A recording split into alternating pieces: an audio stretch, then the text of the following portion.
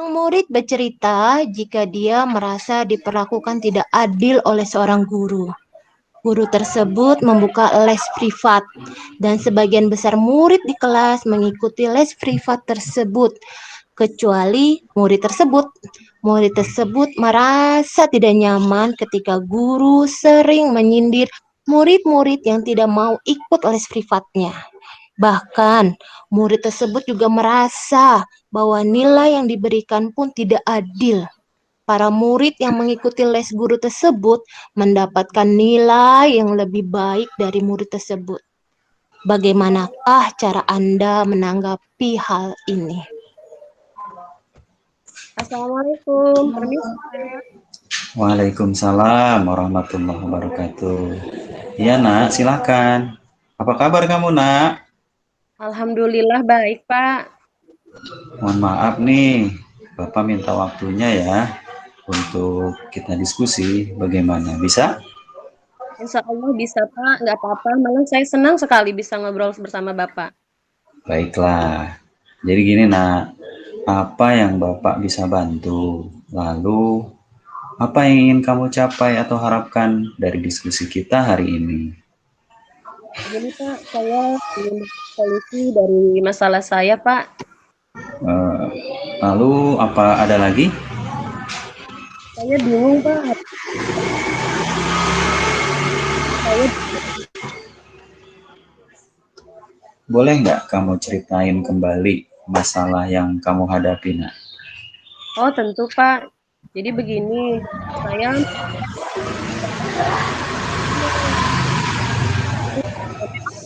les kepada anak-anak.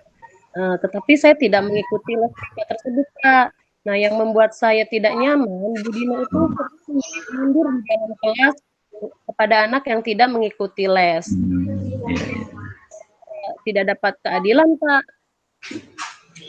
Kamu tidak nyaman dengan sindiran maksudnya? Iya, Pak. Nah, kalau boleh tahu, mengapa sih bu guru tersebut buka les? Saya kira karena nilai anak-anak yang kurang, Pak, atau ada hal lain yang saya kurang paham juga tuh, Pak. Nah, lalu bisa nggak kamu bedakan hasil sebelum dan sesudah ada les? Kalau sejauh ini ada sih, Pak. Hanya saja mengapa ada sindiran bagi yang nggak ikut les. Bagaimana dengan proses pembelajarannya di kelas? Kamu bisa ngikutin nggak? Kalau dalam proses pembelajaran, saya bisa ngikutin sih, Pak. Jika Bapak simpulkan masalah ini adalah bahwa ya, bu guru tersebut buka les mungkin karena banyak murid yang belum memahami materi, sehingga kemudian untuk memperbaikinya dengan les. Nah, masalahnya adalah kamu kadang mendapat sindiran. Boleh tahu seperti apa sindiran yang muncul sehingga kamu nggak nyaman. Iya, Pak, bagi yang tidak ikut les seolah-olah harus ikut agar nilainya itu lebih baik, Pak. Lalu dengan sindiran tersebut, menurut kamu nih, bagaimana cara kamu menghadapinya selama ini? Ya, sejauh ini saya tidak nyaman sih, Pak. Jadi sangat mempengaruhi semangat belajar saya, Pak. Kalau proses pembelajaran di kelas sudah bisa kamu ikuti dengan baik dan kamu memahaminya, maka sekarang dari masalah yang ada, mana yang sangat menjadi beban buat kamu? Ya, masalah sindiran itu sih, Pak. Selain itu ada lagi nggak agar tujuan diskusi kita kali ini bisa tercapai nih? Ya, masalah nilai juga, Pak. Tentu saya juga ingin mendapatkan nilai sesuai dengan saya. Oke baik. Nah, untuk beberapa hari ke depan, coba deh langkah apa yang akan kamu tempuh agar bu guru tersebut tidak menyindir kamu? Saya masih bingung, Pak. Mau menyelesaikan yang mana dulu nih? Gini. Dari beberapa hal yang kamu pikirkan, mana deh yang lebih dahulu akan kamu selesaikan? Sepertinya saya pertama akan menemui Bu Dina dulu ya. Berdiskusi agar saya sindir-sindir lagi di dalam kelas, Pak. Biar saya nyaman di dalam kelas. Yang kedua, saya akan berkonsultasi kepada Bu Dina untuk membuat jadwal agar saya lebih paham dan Pak. Oke, waduh tadi kamu batuk-batuk ya. Nah, itu adalah langkah-langkah yang sesuai. Kira-kira ada langkah lain yang akan kamu lakukan di rumah selain diskusi dan jadwal pertemuan dengan Bu Dina nggak? Insya Allah saya akan pelajaran Bina dan strategi dengan cara yang mudah sendiri, Pak. Nah, bagus itu. Ada usaha luar biasa yang kamu lakukan untuk lebih memahami materi. Boleh tahu gimana cara kamu mengulang atau mereview materinya? Saya kalau mengulang atau mereview materi biasanya membaca dan berarti soal yang ada di buku ataupun di internet.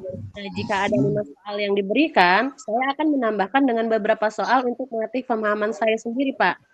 Nah, artinya kamu sudah melakukan soal interaktif ya? Soal interaktif, apa tuh Pak maksudnya ya?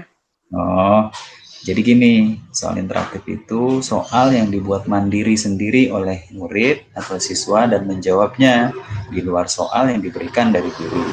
Seperti yang kamu lakukan atau jelaskan tadi. Misal, Bu Guru memberikan kamu 5 soal. Lalu, kamu di rumah membuat soal mandiri lagi sebanyak 5 atau lebih dan menjawabnya.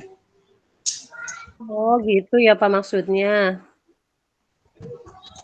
Ya, itu adalah hal hebat. Nah, dari pertemuan kita kali ini, coba deh kamu ceritakan kembali langkah-langkah yang tadi kamu jelaskan. Iya Pak, saya akan menemui Bu Dina dan memberi diskusi ada materi yang saya pahami. Dan selanjutnya akan memastikan soal interaktif yang saya buat itu sudah sesuai dengan jawabannya.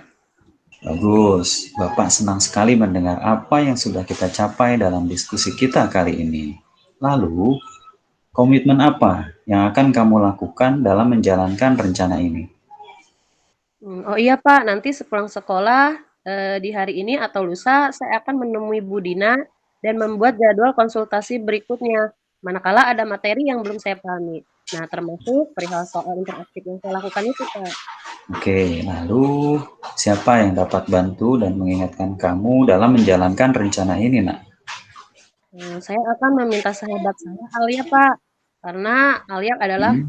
anak yang paling pintar di kelas juga untuk mengingatkan saya perihal komitmen ini dan memintanya mereview soal interaktif yang saya buat. Itu sih, Pak. Nah, ini adalah ide dan gagasan yang sangat baik. Dan Bapak yakin kamu pasti bisa. Sama-sama. Ya, Yeay, luar biasa. gelap. Mantap. Baik, kali ini giliran pengamat beraksi.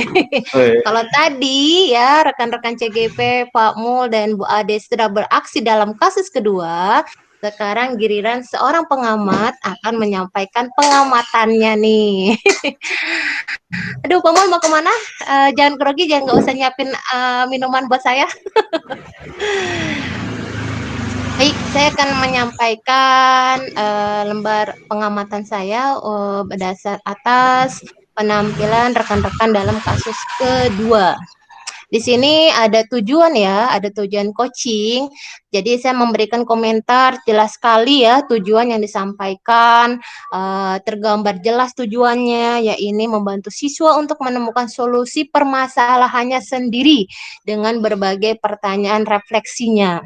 Ya, jadi bentuknya pertanyaan reflektifnya tergambar jelas. Untuk kedua, di dalam langkah identifikasi di sini juga tergambar ya jelas sekali pertanyaan-pertanyaannya sangat jelas, memancing, reflektif dan mendalam fokus ke permasalahannya dan umpan baliknya juga positif sehingga menggali potensi coach dan percaya diri si coachnya tersebut. Nah, untuk rencana aksinya Ya, komentar saya nih sebagai pengamat yaitu pertanyaannya sangat memancing rencana aksi dari Koci sendiri untuk menyelesaikan masalahnya sendiri, menemukan solusi yang bisa Koci lakukan sesuai dengan potensi dirinya si Koci dan merasa mampu melakukannya. Dan juga dalam rencana aksi itu juga ada review rencana aksi untuk penguatan Kocinya. Jadi ada reviewnya ya, keren. Terakhir, di bidang tanggung jawabnya, jelas sekali di situ tergambar ada komitmen Koci untuk menjalankannya sebagai bentuk juga komitmennya dia untuk melakukan menyelesaikan permasalahan yang dihadapi oleh Kocinya itu. Jadi tergambar jelas dan uh, tanggung jawabnya itu muncul dari diri Kocinya sendiri. Itu. Terima kasih atas perhatiannya. Terima kasih Bu, luar biasa.